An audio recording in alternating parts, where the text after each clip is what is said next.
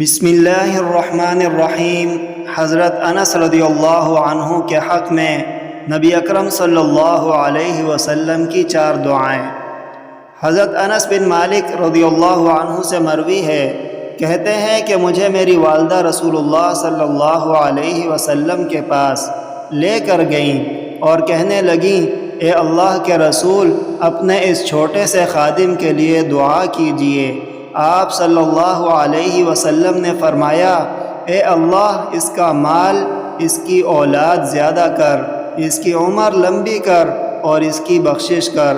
حضرت انس رضی اللہ عنہ کہتے ہیں کہ میرا مال زیادہ ہو گیا، میری عمر لمبی ہو گئی کہ میں اپنے گھر والوں میں شرم محسوس کرتا، میرے پھل خوب پکے ہوئے ہوتے ہیں، اور چوتھی دعا یعنی مغفرت رہ گئی ہے۔